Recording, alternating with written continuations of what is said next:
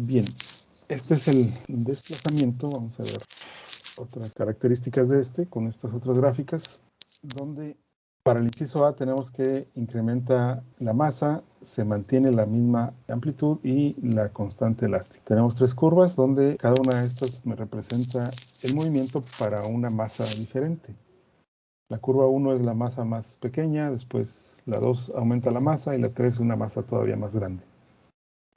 Y lo que tenemos aquí es pues que comparada la curva 1 y 2, en la 1 el periodo se alcanza antes, ¿no? Son dos marcas de la escala, ahí es un periodo, y en la curva 2 pues se tarda un poco más en alcanzar un periodo. Es decir, tenemos la fórmula de la frecuencia angular, que es la raíz cuadrada de K entre M. Lo que estamos viendo aquí es cambiar, podemos poner por ejemplo el periodo, que es 2pi sobre la raíz de M entre K, o la frecuencia también, que es 1 sobre 2pi por la raíz de K entre M, donde, de acuerdo a lo que vemos en ese primer caso, en el inciso A, lo que hicimos fue aumentar la masa, es decir, aumentó esta cantidad y esta cantidad, y lo que me dice la fórmula es que el periodo es directamente proporcional a la raíz cuadrada de la masa, y la frecuencia es inversamente proporcional a la raíz cuadrada de la masa. Entonces, si aumenta la masa, aumenta el periodo y disminuye la frecuencia, ¿no? Que es lo que está sucediendo aquí, ¿no? Aumento la masa, aumenta el periodo, es decir, le toma más tiempo hacer una oscilación, y lo otro es que disminuye la frecuencia, es decir, va a oscilar, digamos que más lento, ¿no? A una frecuencia más baja. Si aumentamos la masa para la curva 3 en este caso, lo aumentamos un poco más, pues obviamente le va a tomar más tiempo todavía el completar un periodo completo. Aumenta el periodo porque pues aumentamos la masa. Bien, el inciso B dice incrementamos la constante elástica, dejamos la misma amplitud y la misma masa.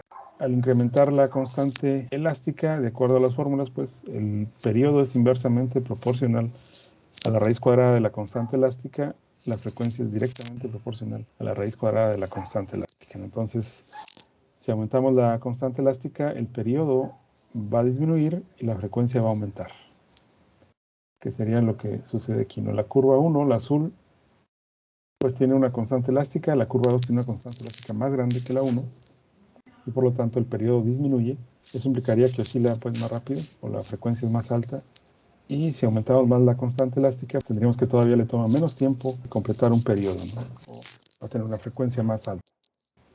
Al hacer este cambio en esta gráfica, pues cambiamos K. Lo que estamos haciendo, en el experimento tendríamos que cambiamos de resorte, ¿no?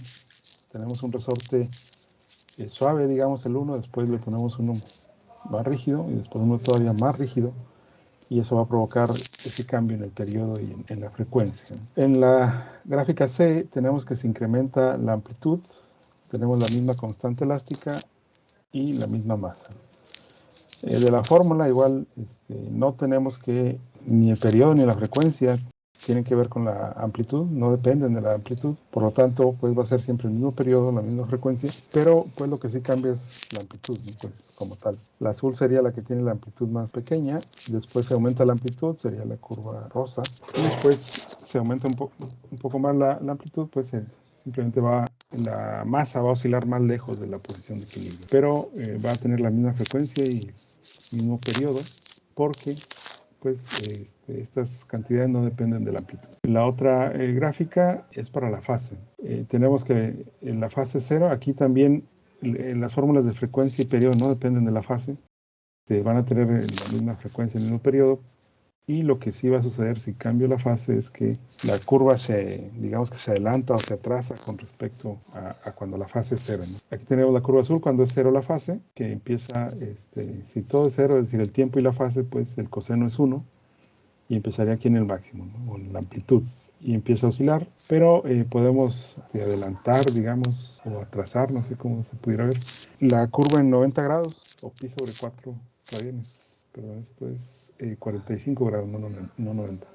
O pi sobre 4 radianes, ¿no? Y lo que sucede es, pues, este punto en donde inicia el movimiento correspondería en la curva azul, pues, a la misma altura, un punto de por aquí, ¿no? Es decir, esa curva rosa empezó antes, digamos, de tal forma que aparece primero este punto que correspondería a este otro punto en la línea, en la curva azul.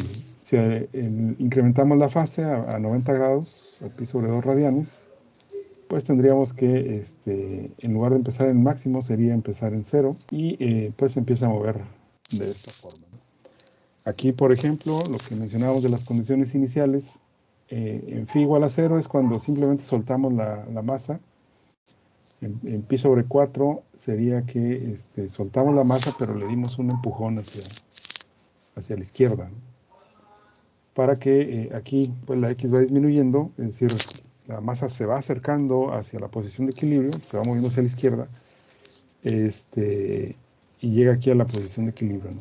Pasa y pues va a ir oscilando. Si aumentamos la fase a pi sobre 2, pues va a ser todavía más, le dimos una velocidad más alta, digamos, una velocidad inicial más alta, pero es el mismo caso que en el anterior, ¿no? Esa velocidad se le puso hacia la izquierda, ¿no? Para que se vaya moviendo a la izquierda. En este caso, por ejemplo, sería, de acuerdo a la gráfica, es que la masa estaba en reposo y lo que hicimos fue simplemente empujarla hacia la izquierda, ¿no? Para que se empiece a mover hacia la izquierda y pues empezar a hacer el movimiento oscilatorio, ¿no?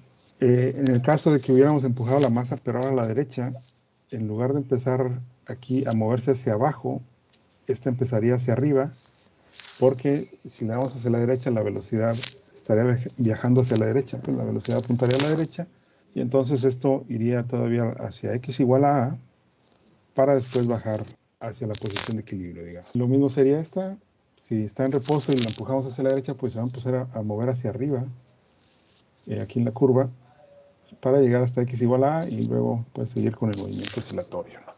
Eso es lo que implica el tener una fase diferente de cero, y en términos físicos pues sería, tiene que ver con la velocidad inicial, ¿no?